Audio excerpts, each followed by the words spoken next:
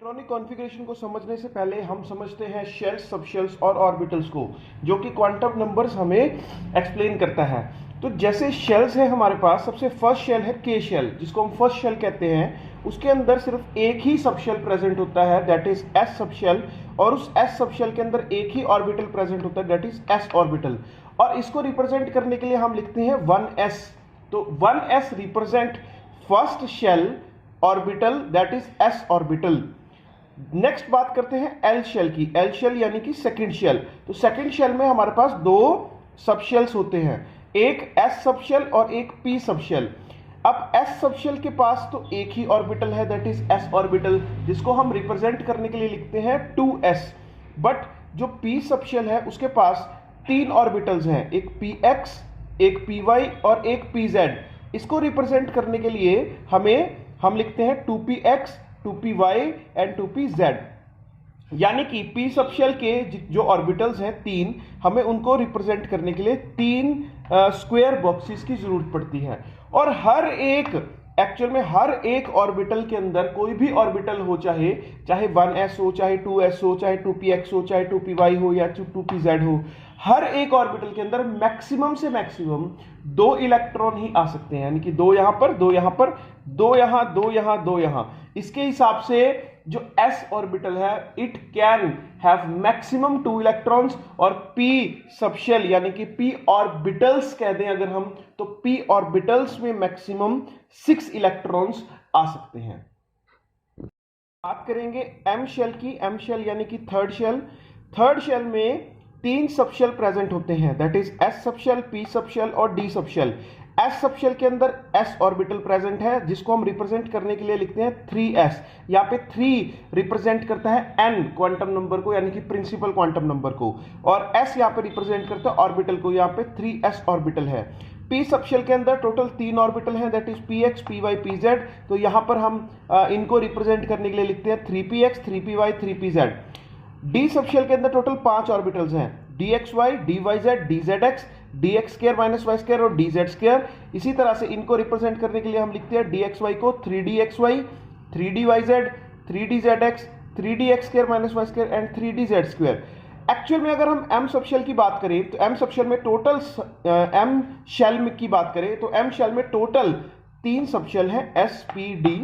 9 orbitals हैं, 1 2 3 4 5 6 7 8 9।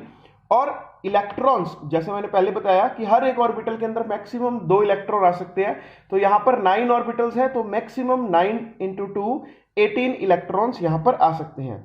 अगर हम इससे पहले वाले की बात करें, जो हमने लास्ट पेज पे पढ़ा एल शेल, तो एल शेल की बात करें तो उसके अंदर टोटल सबशेल 2 थे, उसके अंदर ऑर्बिटल्स टोटल 4 हैं, और टोटल इलेक्ट्रॉन्स वहां आ सकते हैं 8। इसी तरह अगर के शेल की बात करें तो के शेल में टोटल सबशेल 1 है, ऑर्बिटल्स 1 है, और टोटल इलेक्ट्रॉन आ सकते हैं 2। इसी तरह हम बात करेंगे एन शेल की और उसके सबशेल्स की। तो एन शेल हमारे पास फोर्थ शेल होता है, और उस फोर्थ शेल में पर्टिकुलरली 4 सबशेल्स प्रेजेंट होते हैं, एक एस सबशेल, एक पी सबशेल, एक डी सबशेल और एक एफ सबशेल। एस सबशेल के अंदर जो ऑर्बिटल्स प्रेजेंट हैं वो 4s ऑर्बिटल होता है। पी सबशेल के अंदर जो ऑर्बिटल्स प्रेजेंट है वो 3 ऑर्बिटल हैं, 4px, 4py, 4pz, यानी मैक्सिमम 6 इलेक्ट्रॉन्स ही आ सकते हैं।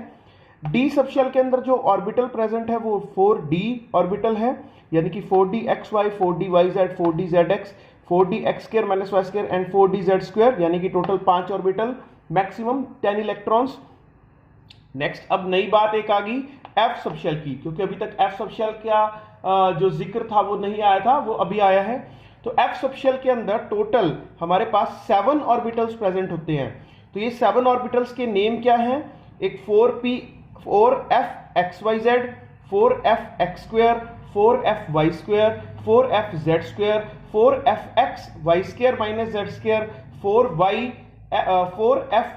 z square minus x square और 4f(z) x square minus Y square. तो ये 7 ऑर्बिटल्स f के प्रेजेंट है, जिसमें मैक्सिमम से मैक्सिमम हमारे पास 14 इलेक्ट्रॉन्स आ सकते हैं। नेक्स्ट हम पढ़ेंगे कुछ रूल्स जिनसे इलेक्ट्रॉन्स को फिल करेंगे हम, जिनसे हेल्प होगी हमें इलेक्ट्रॉन्स को फिल करने की ऑर्बिटल्स के अंदर। तो उसमें सबसे पहला रूल है हमारे पास ऑफबो रूल। ऑफबो एक जर्मन वर्ड है, उसका मतलब है बिल्डिंग अप। बिल्डिंग अप का मीनिंग क्या होता है? बिल्डिंग अप का मीनिंग है कि हम लोअर से हायर की तरफ बिल्ड अप करना, यानी कि बनाना। तो लोअर से हायर की तरफ बनाना, और हम एक्चुअल में जो यहां पर ऑर्बिटल्स हैं उनको हम, जो लोअर एनर्जी ऑर्बिटल्स हैं उनको हम पहले लिखते हैं और हायर एनर्जी ऑर्बिटल्स उनको फॉलो करते हैं।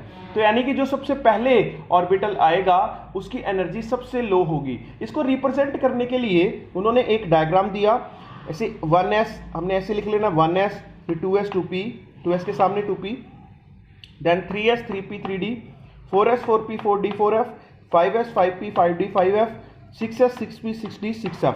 और हमने कुछ एरोज लगाने हैं, क्रॉस में एरोज लगाने हैं, जैसे 1s को क्रॉस किया, फिर 2s को क्रॉस किया, फिर 2p और 3s को क्रॉस किया, फिर 3p और 4s को क्रॉस किया, फिर 3d 4p और 5s। ये हमने एरोज जो लगाने हैं ये हमने ध्यान रखना है कि हमने एक ही डायरेक्शन में हमने लगाने हैं ये एरोस।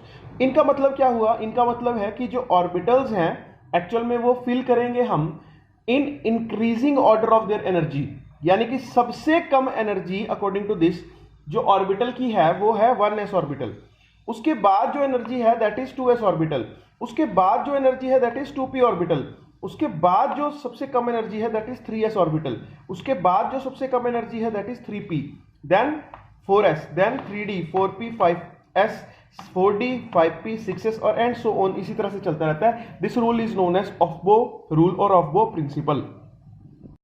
रूल जो इलेक्ट्रॉनिक कॉन्फ़िगरेशन को डिफाइन करता है वो है Pauli exclusion principle, Pauli exclusion rule. ये कहता है कि no two electrons in an atom can have the same set of 4 quantum numbers, यानी कि जो एक ऑर्बिटल है, कोई भी ऑर्बिटल हो, चाहे वो 1s ऑर्बिटल, चाहे वो 2s, चाहे वो 2px, चाहे वो 2py, चाहे वो 2pz, चाहे वो 3d, चाहे वो 3dxy, चाहे वो 3dyz, चाहे वो 3dzx, चाहे वो 3dx² - y², चाहे वो 3dz²। आई मीन टू से कोई भी ऑर्बिटल हो, हम ऑर्बिटल की बात कर रहे हैं, सब शेल की बात नहीं कर रहे। ऑर्बिटल जैसे हमने पहले पढ़ा, जैसे डी के 5 ऑर्बिटल थे, एफ के 7 ऑर्बिटल्स थे, तो उसमें से एक ऑर्बिटल की हम बात कर रहे हैं। तो वो कहते हैं, पॉली एक्सक्लूजन प्रिंसिपल ये कहता है कि कोई भी ऑर्बिटल हो, उस ऑर्बिटल में जो इलेक्ट्रॉन्स फिल होंगे, उन इलेक्ट्रॉन्स की जो क्वांटम नंबर की वैल्यू है, वो चारों क्वांटम नंबर की वैल्यू एक दूसरे के बराबर नहीं हो सकती, चारों नहीं हो सकती एक दूसरे के बराबर। मैक्सिमम 3 वैल्यूज एक दूसरे के बराबर हो सकती हैं, बट 4th वैल्यू हमेशा अलग ही होगी, यानी कि it exclude all those electrons which have same value. तो ये बहुत इंपॉर्टेंट रूल था। जैसे हम अगर एक 1s ऑर्बिटल की बात करें तो 1s ऑर्बिटल में लेट इट बी हमारे पास 2 इलेक्ट्रॉन्स हैं, एक इलेक्ट्रॉन ए है और एक इलेक्ट्रॉन बी है। अब ए और बी के हमने चारों क्वांटम नंबर्स की वैल्यू लिखनी है। तो जैसे ए के क्वांटम नंबर की वैल्यू एन वैल्यू क्या है? ए के लिए 1 बिकॉज 1 ऑर्बिटल है, बी के लिए भी 1 है।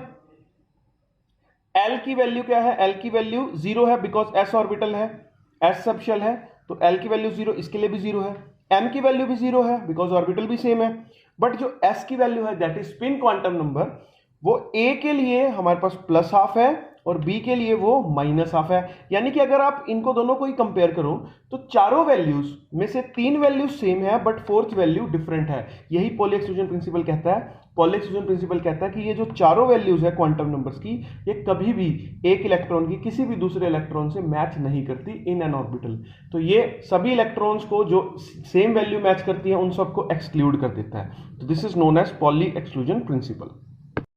तो नेक्स्ट हम बात करेंगे 3rd रूल की, दैट इज हंट्स रूल।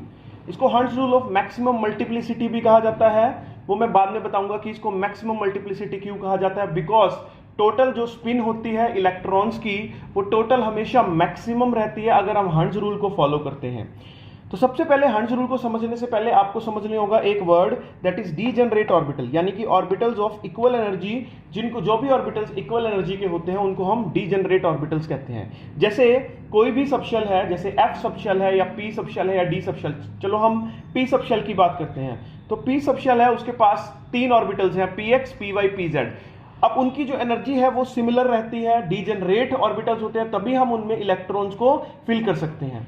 तो इलेक्ट्रॉन की फिलिंग कैसे होती है, ये हंस रूल समझाता है ऑर्बिटल के अंदर। जैसे पी ऑर्बिटल की हम बात करें तो पी ऑर्बिटल के अंदर 3 ऑर्बिटल्स हैं, px और py pz। तो अगर हमें टोटल एक इलेक्ट्रॉन इसमें फिल करना है तो हम एक इलेक्ट्रॉन पहले यहां पे फिल कर देंगे, दैट्स इट। अगर 2 इलेक्ट्रॉन फिल करने हैं तो हंस रूल कहता है कि पहले एक इलेक्ट्रॉन इसको दो, फिर अगला इलेक्ट्रॉन इसको दो।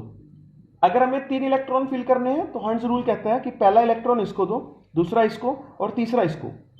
यानी कि हर एक ऑर्बिटल को जो इलेक्ट्रॉन्स आपने बांटने हैं, डिस्ट्रीब्यूट करने हैं, वो इक्वली डिस्ट्रीब्यूट करने हैं, उनके साथ कोई भी अनइक्वालिटी नहीं होनी चाहिए। अगर हमने 4 इलेक्ट्रॉन्स फिल करने हैं तो पहला इलेक्ट्रॉन इसको दो, इस ऑर्बिटल को, दूसरा इस ऑर्बिटल को, तीसरा इस ऑर्बिटल को, और जो 4th इलेक्ट्रॉन है that again comes to first orbital. हमें ऐसे नहीं करना कि हमने पहले दोनों ऑर्बिटल्स को 2-2 इलेक्ट्रॉन दे दिए और तीसरा ऑर्बिटल खाली रह जाए, ये हंस रूल नहीं है, ये हंस रूल है।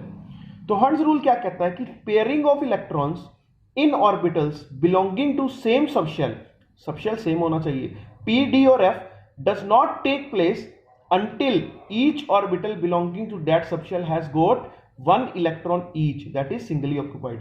यानी कि आपने पेयरिंग तब तक नहीं करनी जब तक हर एक ऑर्बिटल सिंगली ऑक्युपाइड नहीं हो जाता। यानी कि हर एक ऑर्बिटल सिंगली ऑक्युपाइड रहेगा, उसके बाद ही आपने पेयरिंग को स्टार्ट करना। दिस इज नोन एज हंस रूल, वेरी इंपॉर्टेंट।